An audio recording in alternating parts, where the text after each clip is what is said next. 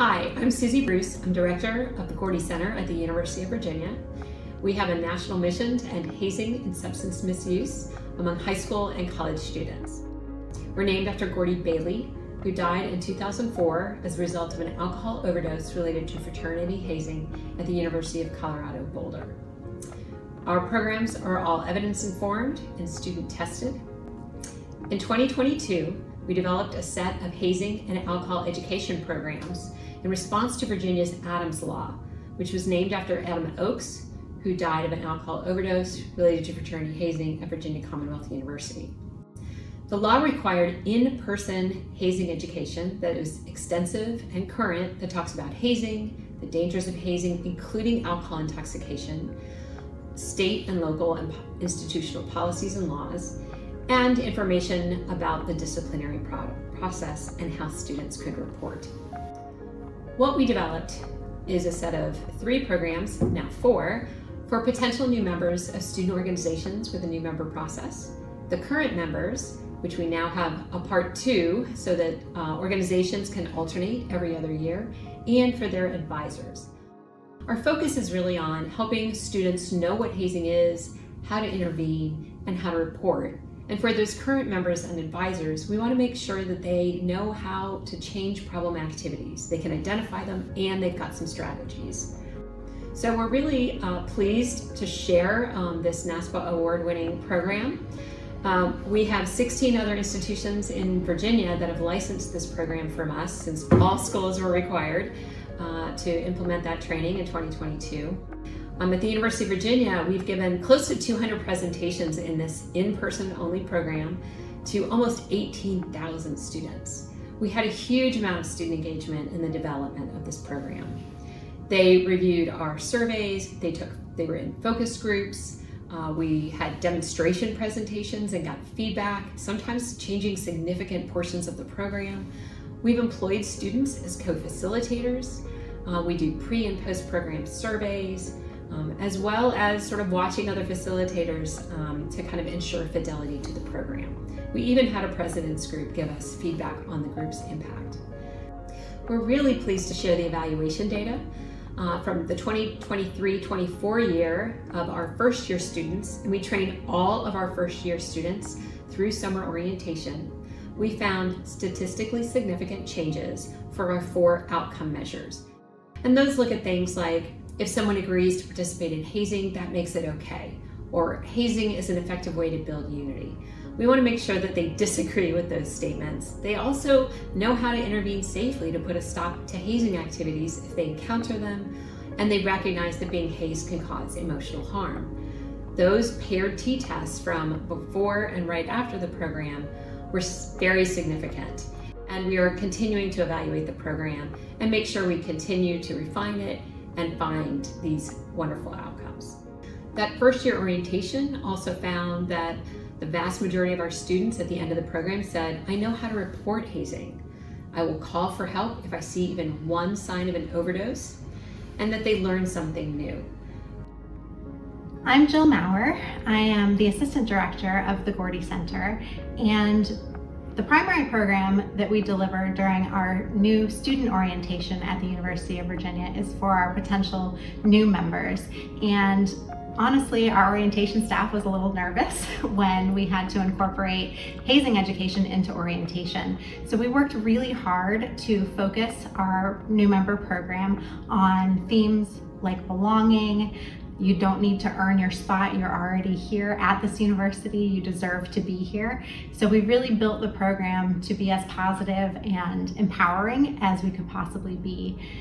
We also discuss the idea that students coming to colleges have often encountered hazing in their high schools. So this may not be new information, and for some students it is new information. So we really have to meet students where they are with a variety of informational slides. We really talk about the fact that hazing can happen in any type of organization, not just fraternities and sororities or athletics. It can happen to anyone and in any type of organization. Our program also focuses on hidden harm of hazing, and that's something that I think a lot of students haven't considered. So we really work with our students to help them understand the idea that hazing can cause emotional harm, not just physical harm. We also incorporate a story from a UVA student who was hazed his first year and wanted to give back to the community and prevent it from happening to someone else. So we have a number of audio clips speaking directly to either first years or to current members or advisors saying, here's the things you can do, here's the real harm it causes. And having that student voice really made a huge impact in the second year of this program. I experienced hazing in my first year of college, and by all means, it took a detrimental toll on my mental health, my physical health. I changed emotionally, and it not only negatively affected me, but it also negatively impacted those I was close to, my parents, my friends, and extended family. We have a lot of audience engagement strategies throughout the program. We give them candy.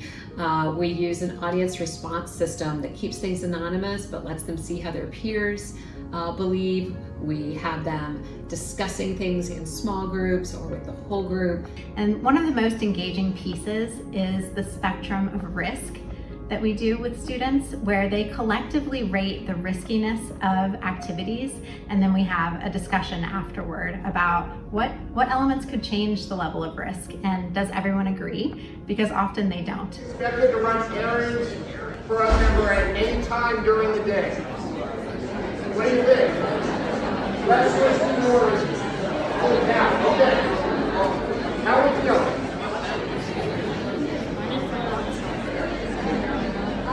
So what are some of the problems with that? What do you guys think? Some of the issues, you can shout them out. Allergies, what if you have an allergy? Absolutely. What if something gets in your eye? Absolutely, could be a huge problem. And then obviously sleep deprivation. Everybody familiar with sleep deprivation? You probably will be because you're... And one of the things that we've heard from students is they walked into our presentation, they know it's a mandatory presentation about hazing, and they were not excited because hazing can be a really heavy topic and really difficult to discuss. And students have come up to us afterward and said, you know what, that didn't suck. And that was probably some of the highest praise we've gotten. We've also gotten some really lovely feedback from our colleagues at institutions across the state, including this one from William & Mary, saying that our programs have transformed their students' understanding of hazing behavior and are a critical part of their campus efforts to address high-risk alcohol use and elevate hazing prevention.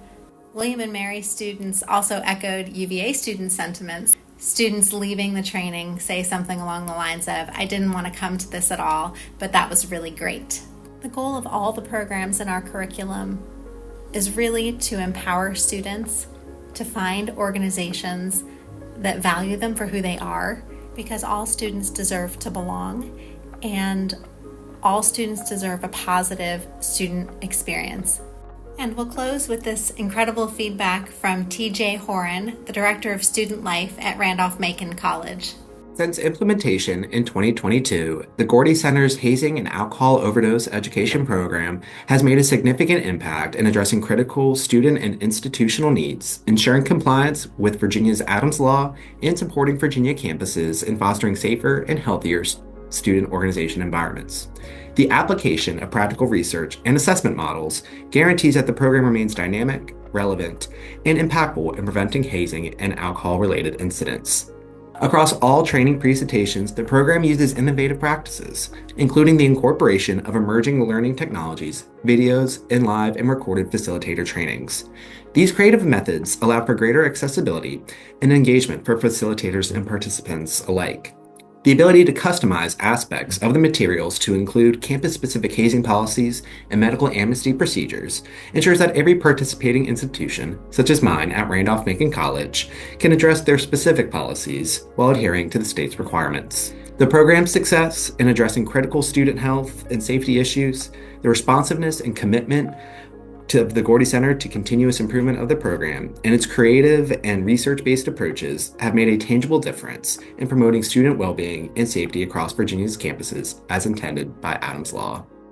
To learn more about these award-winning programs and see all the free educational tools the Gordie Center offers, visit gordie.org.